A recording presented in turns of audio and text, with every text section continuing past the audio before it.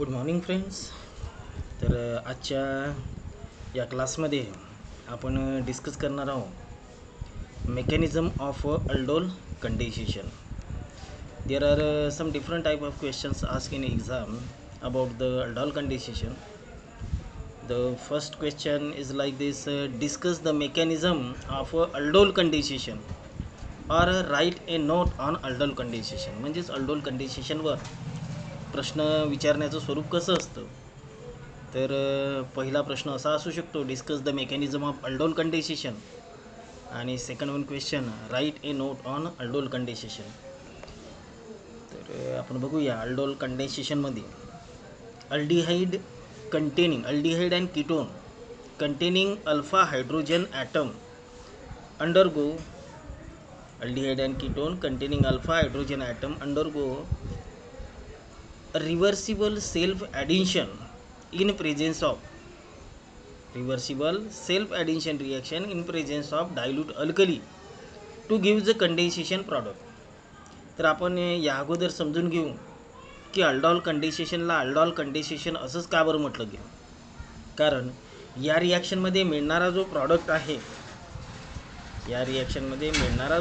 आहे त्या प्रॉडक्टमध्ये दोन फंक्शनल ग्रुप असतात. एक म्हणजे अल्डिहाइड आणि दुसरा फंक्शनल ग्रुप अल्कोहोल. असे दोन फंक्शनल ग्रुप असलेला कंपाऊंड आपल्याला मिळणार आहे. म्हणून या कंडेन्सेशन रिॲक्शनला अल्डोल कंडेन्सेशन असं म्हटलेलं आहे.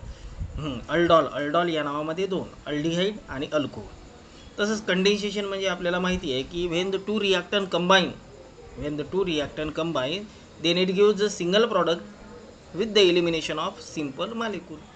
म्हणजे जेव्हा दोन रिॲक्टंट कंबाईन होऊन एक प्रॉडक्ट मिळतो आणि सोबतच एखादा सिंपल मॉलिक्यूल एलिमिनेट होतो, अशा रिॲक्शनला आपण कंडेन्सेशन रिॲक्शन असं म्हणतो. तर इथे काय झालं, अल्डिहाइड आणि कीटोन, असे अल्डिहाइड आणि कीटोन की ज्यांच्यामध्ये अल्फा हायड्रोजन ॲटम असतात. आता what is mean by alpha hydrogen atom? The carbon atom which is attach to the carbonyl group is known as the first carbon atom which is attach to the carbonyl group.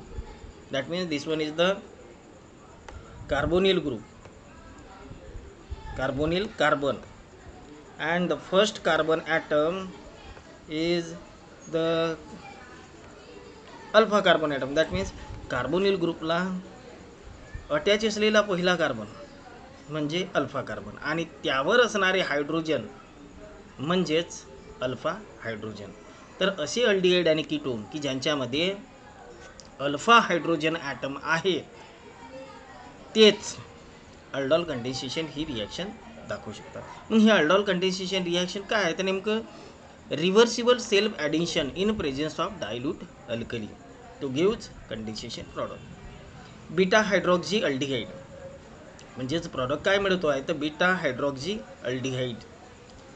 The hydroxy aldehyde formed from acetaldehyde originally called an aldol and the reaction is known as aldol condensation.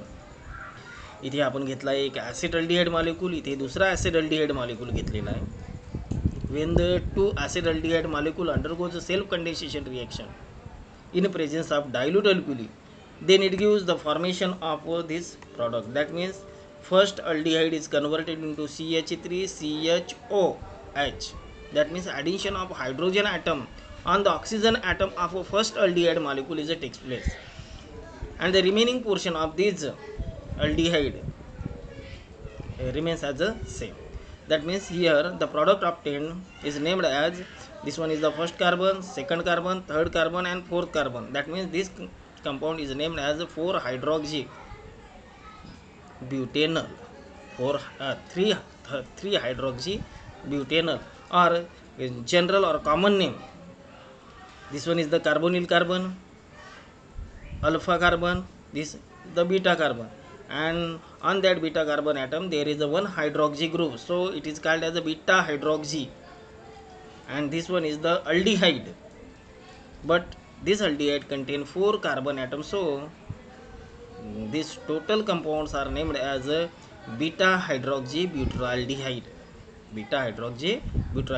But in that compound there are two functional groups are present.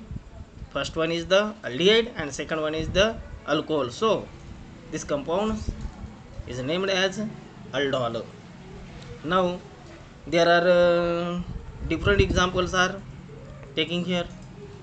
Acetaldehyde and product obtained like this. या उरलेल्या यामध्ये प्रॉपियन aldehyde जरी घेतला आपण तरी जशी ॲसिटल्डिहाइडची इथे reaction झालेली आहे त्याच स्वरूपाची रिॲक्शन प्रॉपियन अल्डिहाइडची परंतु इथे होईल. परंतु इथे हे जे दिलेलं प्रॉडक्ट थोडंसं प्रिंट मिस्टेक झालेली आहे, त्यामुळे वर दिलेल्या रिॲक्शनवरून तुम्ही एक्सपेक्टेड प्रॉडक्ट काढू शकता. म्हणजे यामध्ये समजा दोनही ॲसिटाल्डिहाइड असेल तर मिळणारा प्रॉडक्ट या स्वरूपाचा राहील. त्यामध्ये एक प्रॉपियनल्डिहाइड, दोनही प्रॉपियनल्डिहाइड घेऊ शकता किंवा एक प्रॉपियनल्डिहाइड आणि एक ॲसिटल्डिहाइड असं पण आपल्याला कॉम्बिनेशन करता येईल. तर मग त्याला क्रॉस अल्डोल कंडेन्सेशन रिॲक्शन असं सुद्धा म्हटलं जातं. तर त्यानंतर कीटोनच्या बाबतीत ही रिॲक्शन कशा पद्धतीने प्रॉडक्ट देते आपण बघूया. Ketone containing alpha hydrogen atom also undergoes aldol condensation. Ketone containing alpha hydrogen atom also undergoes aldol condensation. However, the equilibrium is generally quite unfavorable. The yield are low in case of ketone as compared to aldehyde. म्हणजेच ketone सुद्धा aldol condensation reaction दाखवू शकते, परंतु कोणते ketone? ज्या कीटोनमध्ये alpha hydrogen atom आहेत असे. The ketone which contain alpha hydrogen atom can show the aldol condensation, but the product obtained in case of ketone is less as compared to that of aldehyde. Thus acetone in presence of a base is firstly converted into a diacetone alcohol by using special techniques of conducting the reaction. The condensation of acetone to a diacetone alcohol can be made useful by using barium hydroxide in a Soxhlet extractor and allowing the acetone to flow over it. When the first acetone, this one is the first acetone and second one acetone in presence of alkali, this reaction is takes place reversibly. The product obtained is like this: CH3 OH CH2 C double bond O CH3. In presence of iodine, the water molecule is removed. That means this OH and the hydrogen atom of CH2 combine and remove the water molecule. Then product obtained is CH3 twice time C double bond CH C double bond O CH3. That means mesityl oxide. म्हणजेच इथे जर आपण दोन acetone molecule घेतलं ज्यांच्यामध्ये alpha hydrogen atom आहेत असे दोन ॲसिटोन मॉलिक्यूल घेतलेले आहे. मग या ॲसिटोन मॉलिक्यूलमध्ये हा जो कार्बोनिल ग्रुप आहे या कार्बोनिल ग्रुपवर दुसऱ्या ॲसिटोन मॉलिक्यूलचा अल्फा हायड्रोजन ॲटम ॲड होईल आणि आपल्याला CH3 आणि वरती OH या स्वरूपाचं स्ट्रक्चर इथे पण मिळेल. CH3 आणि वरती OH. मग आता रिमेनिंग जो पोर्शन आहे यातला एक हायड्रोजन गेल्यानंतरचा CH2 C double bond O CH3 म्हणजेच हा पोर्शन जसा तसा इथे लिहिलेला आहे. त्यानंतर in presence of iodine the water molecule from the diacetone alcohol remove and it gives the new product as a mesityl oxide. This one is the CH3 2 times C double bond CH C double bond O CH3. Aldol condensation can also takes place. Aldol condensation can also takes place between the aldehyde and ketone. That means aldol condensation takes place between aldehyde and ketone. This known as cross aldol condensation. This is known as cross aldol condensation. जर aldol condensation reaction ही aldehyde आणि ketone या दोन वेगवेगळ्या मॉलिक्यूलमध्ये जर होत असेल तर तशा aldol condensation रिॲक्शनला क्रॉस aldol condensation असं म्हणतात. ती रिॲक्शन क्लाइझन-स्मिट रिॲक्शन म्हणून सुद्धा ओळखली जाते. Claisen Schmidt reaction. The carbonyl group of ketone has less additive power than that of aldehyde. The carbonyl group of ketone has a less additive power than that of aldehyde. That means aldehyde has a greater additive power. When aldehyde condenses with ketone, it serves as a substrate for enolized ketone. Thus, acetaldehyde and acetone gives a 4-hydroxy pentane to 1. Similarly, an aldehyde that has no alpha hydrogen atom can undergo the self condensation, may undergo condensation with enolizable ketone. For example, condensation of acetone with benzaldehyde in presence of 10% NaOH form benzylidene acetone. Here म्हणजेच यामध्ये cross aldol कंडेन्सेशनबद्दल थोडीशी माहिती दिलेली आहे की ते एक aldehyde molecule घेतला आणि दुसरा कीटोन मॉलिक्यूल घेतलेला आहे. एक अल्डिहाइड आणि दुसरा कीटोन. हा ॲसिड अल्डिहाइड आहे तर हा मॉलिक्यूल ॲसिटोन आहे किंवा यालाच आपण डायमिथिल कीटोन असं म्हणतो. मग यामध्ये अल्डिहाइड ग्रुपमध्ये असणारा जो कार्बोनिल किंवा कार्बोनिल ग्रुप जो आहे, अल्डिहाइडमध्ये असणारा C डबल बॉन्ड जो ग्रुप आहे तो highly additive as compared to the carbonyl group in a ketone. This one is the less additive and this one is the highly additive. So the addition of hydrogen atom takes place on the carbonyl oxygen of aldehyde molecule. Therefore the product obtained like this CH3CHOH. That means this hydrogen atom is added on the oxygen atom of aldehyde group CH3CHOH, and remaining portion CH2 C double bond O CH3 is remains as same. This compounds is named as this carbon is the first, second, third, fourth, fifth. At the fourth carbon atom there is a one hydroxy group, so the compound is called as a 4-hydroxy. And in a straight chain there are 5 carbon atom, and on the second carbon atom the ketonic group is present, so this compound is named as a 4-hydroxy 2-pentanol. If we take the aldehyde which do not contain alpha hydrogen atom like the benzaldehyde, when the benzaldehyde react with acetone in presence of 10% NaOH, that means the aldehyde which do not contain alpha hydrogen atom, benzaldehyde do not contain alpha hydrogen atom, when react with acetone in presence of 10% NaOH, the removal of water molecule is takes place. That means firstly the product obtained like this C6H5CH double bond CH C double bond so CS3. This product is named as a benzylidene acetone. The mechanism of aldol condensation. The mechanism of aldol condensation in case of aldehyde, for example acetaldehyde. That means if we take an example of acetaldehyde, the reaction mechanism takes place is shown below. The base hydroxide ion remove the proton from the carbon atom to give the carbanion. The base hydroxide ion remove a proton from a carbon atom to give a carbanion. First one, the nucleophilic attack of a carbanion on the carbonyl carbon of other molecule gives the anion. Second, which pick up the proton from the water to form aldol. There are 2 or 3 steps in that mechanism. First one, when the acetaldehyde is react with the base or alkali, when the OH negative ion abstract a proton or alpha hydrogen atom of acetaldehyde, the OH negative ion attack on the hydrogen atom, alpha hydrogen atom of acetaldehyde, and it remove the water molecule. Then it gives the formation of a carbanion. This one is the first product.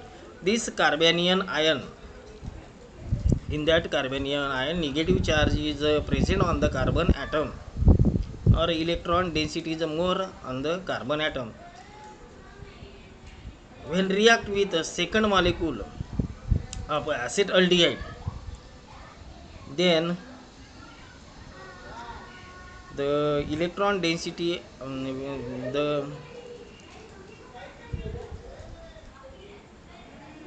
the electron density on the carbon atom shifted to a carbon atom of another acetaldehyde molecule. Then the bond between the carbonyl group open and the electron is attracted by the oxygen atom of a second aldehyde molecule, and the electron density on the oxygen atom is increases. Therefore that means here the shifting of electron is takes place from carbon to carbon and carbon to oxygen. So the negative charge is produced on the oxygen atom of first aldehyde molecule. When the compound or the product obtained in the second step again react with water, then this oxygen atom abstract or added with hydrogen atom from the water molecule. So the product obtained is a beta hydroxybutyraldehyde with the eliminations of OH negative ion. That means there are three steps are takes place in the mechanism of aldol condensation. बघा इथे एक acid aldehyde molecule आहे. या acid aldehyde मॉलिक्यूलची अल्कलीमध्ये असणाऱ्या OH minus बरोबर reaction झाल्यानंतर methyl ग्रुपचा जो हायड्रोजन आहे म्हणजेच अल्फा हायड्रोजन ॲटम हा OH ग्रुप बरोबर कंबाईन होऊन आपल्याला वॉटर मॉलिक्यूल मिळेल. तर जो एक्सपेक्टेड प्रॉडक्ट आहे कार्बेनियम आयन इथे तयार होईल. तर CH2CHO. तर यावर या कार्बन ॲटमवर निगेटिव्ह चार्ज प्रोड्यूस होईल आणि lone pair of electron present असेल. मग हा कार्बन ॲटम स्वतःकडे असणारी जास्त इलेक्ट्रॉन डेन्सिटी असल्यामुळे हा आपल्याकडील इलेक्ट्रॉन दुसऱ्या ॲसिड अल्डिहाइड मॉलिक्यूलच्या कार्बनशी शेअर करेल आणि इथे बॉन्ड फॉर्म करेल. इथे बॉन्ड फॉर्म झाल्यानंतर या दुसऱ्या अल्डिहाइड मॉलिक्यूलच्या कार्बनवर इलेक्ट्रॉन डेन्सिटी वाढेल आणि त्यामुळे ही इलेक्ट्रॉन डेन्सिटी वाढल्यामुळे ऑक्सिजन ॲटमकडे ते इलेक्ट्रॉन किंवा कार्बन आणि ऑक्सिजनमध्ये असणारा जो बॉन्ड आहे तो ओपन होईल आणि ऑक्सिजन ॲटमवर इलेक्ट्रॉन डेन्सिटी वाढेल, निगेटिव्ह चार्ज डेव्हलप होईल.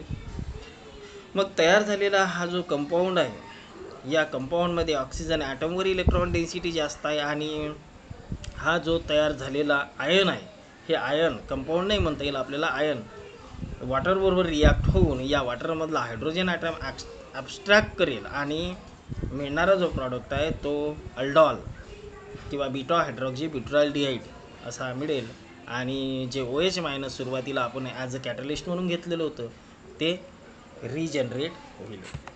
त्यानंतर नेक्स्ट स्टेप आहे dehydration of aldol product. Dehydration means removal of water molecule. Aldol प्रॉडक्टमधून वॉटर मॉलिक्यूल रिमूव्ह करणे. Usually the aldol product dehydrate to form the beta unsaturated carbonyl compound. Usually the aldol product dehydrate that means aldol प्रॉडक्टमधून आपण water molecule काढल्यानंतर आपल्याला beta unsaturated carbonyl compound मिळेल. This dehydration is possible under both acidic and alkaline condition. That means dehydration of aldol takes place in acidic as well as alkaline condition, but in case of acidic condition the yield is better. Therefore the acidic condition is preferred for dehydration of aldol condensation. म्हणजेच आपल्याला aldol कंडेन्सेशनमध्ये मिळालेला जो product आहे aldol त्याचं dehydration आपण acidic कंडिशनमध्ये किंवा basic कंडिशनमध्ये करू शकतो. त्यामध्ये ॲसिडिक कंडिशनमध्ये जर डिहायड्रेशन केलं तर तिथे मिळणारा जो प्रॉडक्ट आहे तो जास्त राहील आणि बेसिक कंडिशनमध्ये जर डिहायड्रेशन केलं तर प्रॉडक्ट कमी मिळेल. तर म्हणून most preferred condition is acidic condition आणि इथे डिहायड्रेशन नंतर मिळणारा जो प्रॉडक्ट राहील तो बीटा अनसॅच्युरेटेड कार्बोनिल कंपाऊंड असा आपल्याला इथे मिळेल. तर इथे ॲसिड कॅटलाइज डिहायड्रेशन आणि बेस कॅटलाइज डिहायड्रेशन अशा दोनही पद्धतीचं डिहायड्रेशन इथे दाखवलेलं आहे. तर त्यामध्ये CH3CHOH CH2CHO म्हणजेच बीटा हायड्रॉक्सी ब्युटाल्डिहाइड किंवा अल्डॉल ज्या प्रॉडक्टला आपण अल्डॉल असं नाव दिलं होतं, बीटा हायड्रॉक्सी ब्युटाल्डिहाइड किंवा 3 ब्युटेनल असं आपल्याला इथे म्हणता येईल. म्हणजेच ज्या प्रॉडक्टला आपण अल्डॉल असं म्हणलं त्याचं ॲसिडिक कंडिशनमध्ये जर आपण डिहायड्रेशन केलं, that means removal of water molecule केलं, तर आपल्याला अल्फा बीटा अनसॅच्युरेटेड अल्डिहाइड, त्यालाच क्रोटोनॉल्डिहाइड असं म्हणतात, अल्फा बीटा अनसॅच्युरेटेड अल्डिहाइड आपल्याला इथे मिळेल. तर आता ही रिॲक्शन कशी होते बघूया. Acidic H plus ion is added to the OH of aldol. That means this OH negative, the OH of the hydroxy group of aldol share the electron or donate the electron to the H positive ions of the acid. Therefore here the product form is like this: CH3CHOH2 CH2CHO. Now the positive charge is produced on the oxygen atom because this oxygen atom is bonded with 3 different atoms, that means 2 hydrogen atom and 1 carbon atom. Therefore the positive charge is developed, that means the electron density on the oxygen atom is decreases. So to become stable, it attracts the electron between the carbon and oxygen atom. That means here the inductive effect is generated, and due to this the hydrogen atom from the alpha carbon atom, that means alpha hydrogen atom is removed, alpha hydrogen atom is removed, and also the water molecule is also removed from this compound and gives the formation of the product like CH3 CH double bond CH CHO. This carbon is the alpha carbon atom and this one is the beta carbon atom. There is a one unsaturation is present between the alpha and beta carbon atom. So alpha and beta unsaturated, and this compound is a aldehyde. So this total compound is named as a alpha beta unsaturated aldehyde, and this compound is also have a common name like crotonaldehyde.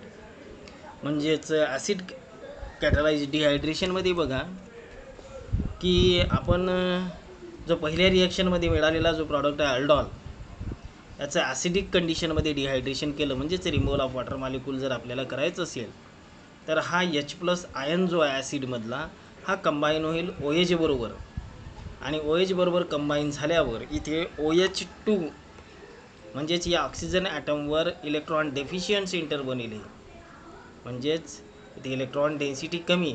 मग हा electron या कार्बनकडून pole करेल, हा carbon या hydrogen आणि कार्बनमध्ये असणाऱ्या बॉन्डमधून electron आपल्याकडे घेईल, म्हणजेच हा जो अल्फा हायड्रोजन ॲटम आहे हा इथून रिमूव्ह होईल. म्हणजे इथे एक हायड्रोजन ॲड केला, इथे हायड्रोजन एलिमिनेट होत आहे, आणि सोबतच वॉटर मॉलिक्यूलसुद्धा एलिमिनेट होऊन आपल्याला एक्सपेक्टेड असा अल्फा बीटा अनसॅच्युरेटेड अल्डिहाइड म्हणजेच क्रोटोनॉल्डिहाइड हा प्रॉडक्ट मिळेल.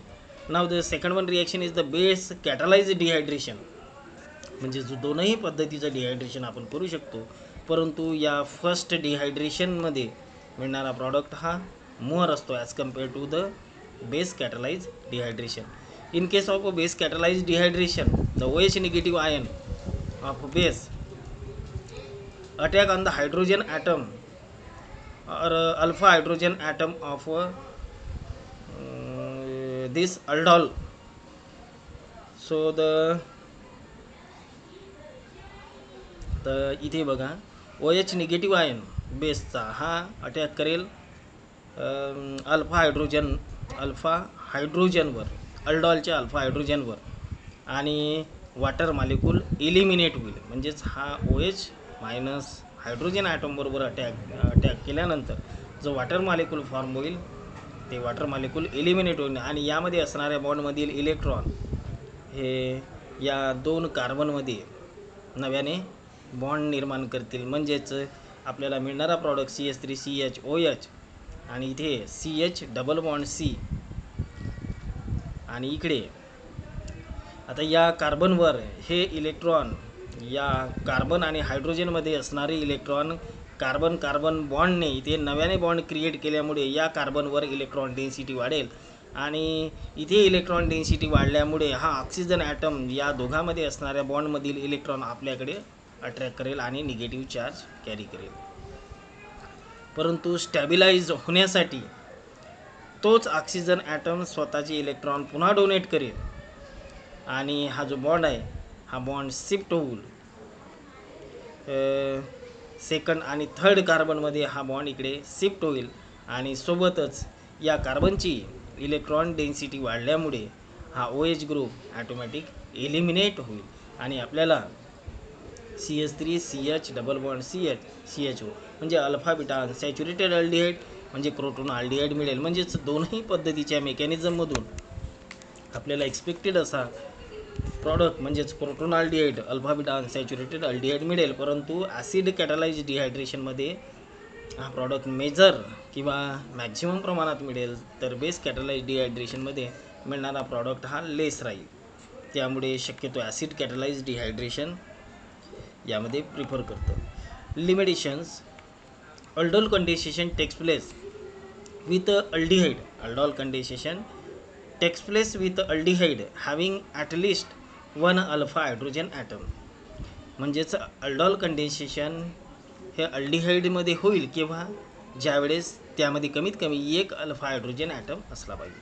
But not with aldehyde that do not contain alpha hydrogen atom. म्हणजे असे अल्डिहाइड किंवा कीटोन की ज्यामध्ये अल्फा हायड्रोजन ॲटम नाहीत ते अल्डोल कंडेन्सेशन दाखवू शकणार नाही. म्हणजे अल्डोल पहिली लिमिटेशन बघा, अल्डोल कंडेन्सेशनमध्ये कमीत कमी एक अल्फा हायड्रोजन ॲटम असलाच पाहिजे. ज्या अल्डिहाइड किंवा कीटोनमध्ये अल्फा हायड्रोजन ॲटम नसेल असे अल्डिहाइड किंवा कीटोन किंवा कार्बोनिल कंपाऊंड अल्डोल कंडेन्सेशन दाखवू शकणार नाही. The formaldehyde, aromatic aldehyde and diaryl ketone do not undergo aldol condensation reaction. For example फॉर्माल्डिहाइडमध्ये जसं एकच कार्बन ॲटम असतो त्यामध्ये अल्फा कार्बन ॲटम नसल्यामुळे फॉर्माल्डिहाइडसुद्धा अल्डोल कंडेन्सेशन दाखवू शकणार नाही. त्यानंतर ॲरोमॅटिक अल्डिहाइड फॉर एक्झाम्पल बेन्झाल्डिहाइडचं आपल्याला उदाहरण घेता येईल. बेन्झाल्डिहाइडमध्ये सुद्धा अल्फा कार्बन ॲटम नसतो, त्यामुळे त्या अल्फा हायड्रोजन ॲटम नसतात म्हणून ते बेन्झाल्डिहाइड किंवा त्यालाच आपण ॲरोमॅटिक अल्डिहाइड असं म्हटलेलं आहे. त्यामध्ये सबस्टिट्युटेड ॲरोमॅटिक अल्डिहाइड अशी आपल्याला घेता येईल की ज्यामध्ये अल्फा हायड्रोजन ॲटम नाहीत, तर ते अल्डोल कंडेन्सेशन दाखवू शकणार नाही. किंवा डायरिल कीटोन जसं डायफिनिल कीटोन घेतला आपण तर त्यामध्ये सुद्धा अल्फा हायड्रोजन ॲटम अवेलेबल नसल्यामुळे ते अल्डोल कंडेन्सेशन दाखवू शकणार नाही. म्हणजेच नेमकी एकंदरीत एकच लिमिटेशन असेल अल्डोल कंडेन्सेशनसाठी आपल्याला देता येईल की the aldehyde or ketone or the carbonyl compound which contain at least one alpha hydrogen atom can show the aldol condensation, but the aldehyde and ketone which do not contain alpha hydrogen atom cannot show aldol condensation reaction. For example, formaldehyde, benzaldehyde as well as diaryl ketone do not undergo aldol condensation. And there is some applications are given about that about this aldol condensation reaction. The several valuable synthetic procedure are based upon aldol condensation of aldehyde and ketone. भरपूरशा synthetic procedure, भरपूरशा chemical रिॲक्शनच्या procedure ज्या आहे या aldol कंडेन्सेशनवर dependent असतात. Aldehyde आणि कीटोनच्या aldol कंडेन्सेशनवर आधारित भरपूरशा synthetic procedure आहे. It is used to synthesize, that means there is one application, it is used to synthesize beta hydroxy carbonyl compound, alpha beta unsaturated carbonyl compound. It is this aldol condensation reaction is used to synthesize beta hydroxy carbonyl compound, alpha beta unsaturated carbonyl compound. Alpha beta unsaturated aldehyde can be readily पहा इथे first application आपल्याला असं म्हणता येईल की भरपूरशा महत्त्वाच्या chemical reaction या अल्डोल कंडेन्सेशन अल्डिहाइड आणि कीटोनच्या अल्डोल कंडेन्सेशनवर बेस्ड आहे किंवा डिपेंडंट आहे. त्यानंतर अल्डॉल कंडेन्सेशनचा उपयोग बीटा हायड्रॉक्सी कार्बोनिल कंपाऊंड किंवा alpha beta unsaturated carbonyl compound तयार करण्यासाठी होतो. It is use to synthesize the beta hydroxy carbonyl compound or alpha beta unsaturated carbonyl compound. आणि alpha beta unsaturated carbonyl compound can be readily oxidize to carboxylic acid and reduce to alcohol. तर ते alpha beta unsaturated carbonyl कंपाऊंडचं oxidation करून त्यापासून आपल्याला carboxylic acid आणि reduction करून त्याचं अल्कोहोलमध्ये सुद्धा रूपांतर करता येते. Does it provide route for the synthesis of alpha beta unsaturated alcohol. Does it provide route for synthesis of alpha beta unsaturated alcohol, carboxylic acid and long chain saturated alcohol. The most important application of aldol condensation in organic synthesis are its intermolecular version. तर अशा पद्धतीने भरपूरशा application आपल्याला aldol कंडेन्सेशनबद्दल देता येईल. एकदा आपण या टॉपिकला ओव्हरलूक करू. तर पहिल्यांदा पाहिलो तर आपण अल्डॉल कंडेन्सेशन म्हणजे नेमकं काय. या कंडेन्सेशनला अल्डॉल कंडेन्सेशनच का बरं म्हटलं जाते. तर या कंडेन्सेशन रिॲक्शनमध्ये मिळणारा प्रॉडक्ट जो आहे त्यामध्ये अल्डिहाइड आणि अल्कोहोल या दोनही फंक्शनल ग्रुपचं इन्व्हॉल्वमेंट असतं, म्हणून त्याला त्या प्रॉडक्टलाच अल्डॉल असं म्हटलेलं आहे. आणि condensation means when the two reactant combine to give the single product with the elimination of simple molecule like water NH3HCl. ज्या रिॲक्शनमध्ये दोन रिॲक्टन कंबाईन होऊन एक साधा प्रॉडक्ट बाहेर पडतो. आता साधा प्रॉडक्ट म्हणजे कोणता, तर मग H2O NH3HCl यासारखे जर मॉलिक्यूल बाहेर पडत असेल तर त्याला कंडेन्सेशन रिॲक्शन म्हणतात. आणि या कंडेन्सेशन रिॲक्शनमध्ये अल्डॉल हा प्रॉडक्ट मिळतो, म्हणून त्याला अल्डॉल कंडेन्सेशन असं म्हणतात. पहिल्यांदा आपण अल्डॉल कंडेन्सेशनबद्दल पाहिलं. त्यामध्ये दोन अल्डिहाइड, मग यालाच सेल्फ ॲडिशन रिॲक्शन असंही म्हटलं. का बरं सेल्फ ॲडिशन रिॲक्शन म्हटलं, कारण इथे एकच मॉलिक्यूल दोनदा घेतलेला आहे in presence of alkali, and then it gives the product which contain hydroxy group as well as aldehyde group. म्हणून इथे आपण भरपूरसे जनरल उदाहरणं घेऊ शकतो. दोन अल्डिहाइड मॉलिक्यूल, दोन ॲसिड अल्डिहाइड घेऊ शकतो, दोन प्रोपियन अल्डिहाइड घेऊ शकतो आणि त्याच पद्धतीचं आपण प्रॉडक्ट इथे फॉर्म करू शकतो. तसंच आपण दुसरी रिॲक्शन घेतली होती कीटोनच्या बाबतीत. तर यामध्ये उदाहरण घेतलं आपण ॲसिटोनचं. ज्या कीटोनमध्ये अल्फा हायड्रोजन ॲटम असतात असे कीटोन आपण घेतले आणि आपल्याला डायॲसिटोन अल्कोहोल हा प्रॉडक्ट मिळाला पहिल्यांदा. आणि त्या डायॲसिटोन अल्कोहोलमधून आपण डिहायड्रेशन जर केलं तर मेसिटिल ऑक्साईड असा सेकंड प्रॉडक्ट मिळाला. त्यानंतर आपण थोडीशी माहिती घेतली क्रॉस अल्डोल कंडेन्सेशनबद्दल. आता क्रॉस अल्डोल कंडेन्सेशन कशाला म्हणतात, तर एक अल्डिहाइड मॉलिक्यूल आणि एक कीटोन असे दोन वेगवेगळ्या पद्धतीचे मॉलिक्यूल घेऊन जर आपण त्यांच्यामध्ये कंडेन्सेशन घडवून आणलं तर त्याला क्रॉस अल्डॉल कंडेन्सेशन असं म्हणतात. परंतु यामध्ये एक महत्त्वाची गोष्ट आपण अशी सांगितली की aldehyde oxygen atom of aldehyde is more additive as compared to that of ketone. म्हणजे अल्डिहाइड मॉलिक्यूलचा ऑक्सिजन ॲटम हा मोर ॲडिटिव्ह आहे किंवा कार्बोनिल ग्रुप हा मोर ॲडिटिव्ह आहे as compared to the ketone. त्यानंतर यामध्ये सुद्धा आपण मेकॅनिझम बघितलं. अल्डॉल कंडेन्सेशनचं मेकॅनिझम कशा पद्धतीने होती याची माहिती पाहिली.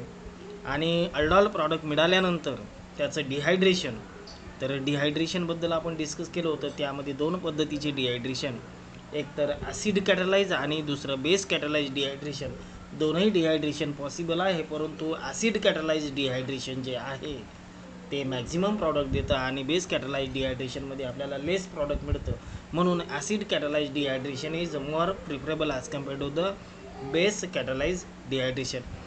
त्यानंतर आपण एका लिमिटेशनबद्दल बोललो होतो की अल्डॉल कंडेन्सेशन होण्यासाठी कोणत्याही रिॲक्टनमध्ये किंवा कार्बोनिल कंपाऊंडमध्ये अल्डॉल कंडेन्सेशन होण्यासाठी त्यामध्ये अल्फा हायड्रोजन ॲटम असणं गरजेचं आहे. म्हणूनच आपण उदाहरण दिलं फॉर्माल्डिहाइड, बेन्झाल्डिहाइड किंवा डायरिल कीटोनमध्ये अल्फा हायड्रोजन ॲटम नसतात, म्हणून ते अल्डोल कंडेन्सेशन दाखवू शकत नाही. त्यानंतर आपण ॲप्लिकेशनबद्दल बोललो. तर या ॲप्लिकेशन पोर्शनमध्ये खास करून आपल्याला माहिती आहे की भरपूरशा केमिकल रिॲक्शन या अल्डिहाइड आणि कीटोनच्या अल्डॉल कंडेन्सेशनवर डिपेंडंट असे आहेत. त्यानंतर या रिॲक्शनचा उपयोग काय तयार करण्यासाठी होतो, तर बीटा हायड्रॉक्झी कार्बोनिल कंपाऊंड किंवा alpha beta unsaturated carbonyl compound तयार करण्यासाठी या रिॲक्शनचा उपयोग होतो. आणि त्या अल्फा बीटा अनसॅच्युरेटेड कार्बोनिल कंपाऊंडचं जर ऑक्सिडेशन केलं तर आपल्याला कार्बोक्झिलिक ॲसिड आणि समजा रिडक्शन केलं तर अल्कोहोल अशा पद्धतीचे सुद्धा प्रॉडक्ट मिळवता येतात. तर अशा पद्धतीने आपण ॲप्लिकेशन पार्टसुद्धा बघितला. तर आपणसुद्धा सर्व विद्यार्थी मित्रांनो, आपणसुद्धा या सर्व रिॲक्शन 12th शिकलेल्या आहात. तरी पुन्हा एकदा रिव्हिजन म्हणून किंवा हा आता कोरोनाचा काळ लक्षात घेता आपण सर्वांनी याचा परस्पर स्वतःहून अधिकाधिक अभ्यास करावा अशी अपेक्षा करतो आणि हा व्हिडिओ मी इथे स्टॉप करतो. थँक्यू.